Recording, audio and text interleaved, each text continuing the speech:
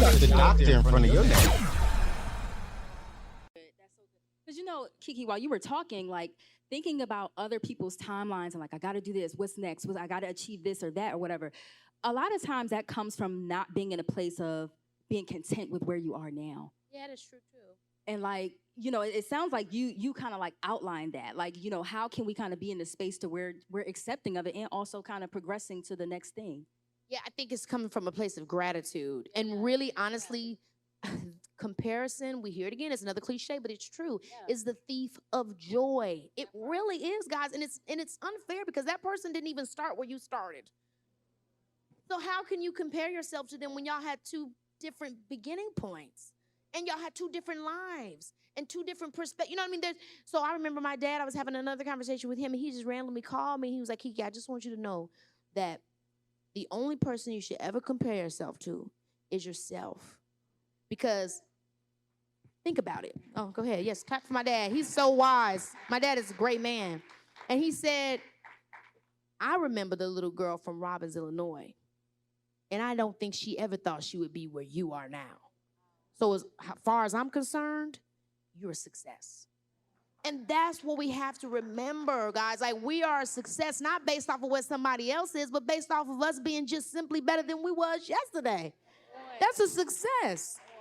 And so that's honestly, if you're putting it into like one word, that's just that's the work of gratitude. Having gratitude for where you are will always help you to put things in perspective in terms of where you think you should be. This is why we need the book. Like, we can't wait till November 19th. Like, we need it now. OMG, well, good thing I got him. I'm just kidding, I don't have him.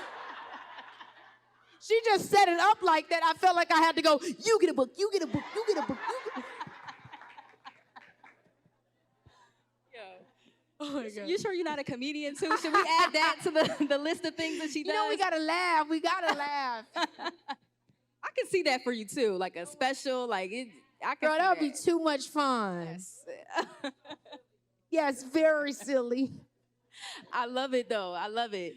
So in your book, you also talked about unconditional love and worthiness, right? And so these two concepts, I'm wondering, why is it important for readers to know this in order to master themselves?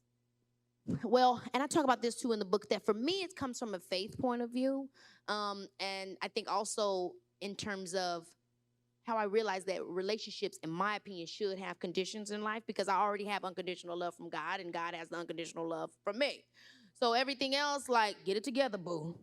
Because no. And that was something I had to learn. You know what I mean? Seriously.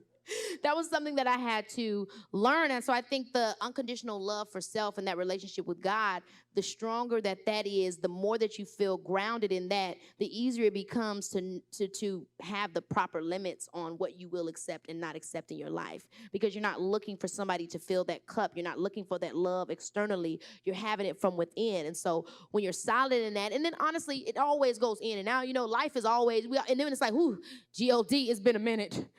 Let me get back linked up because I've been out here tripping. You can always get back in it, you know what I mean? But when we do for me, and the book is about how I've mastered me. I can't tell other people. And I think it's so big because a lot of people don't know how they feel spiritually. They've had a hard time. The church done did them wrong. Their mama judged them. And you know what I mean? It's hurtful a lot of times. But to me, it's really about a personal relationship, that lets you know that I'm good regardless. And I'm never truly alone. And so knowing that and reminding myself that I have that and that I'm worthy regardless of what's happening outwardly, it helps me to navigate what is a very lonely place most of the time. You got the doctor in front of your name.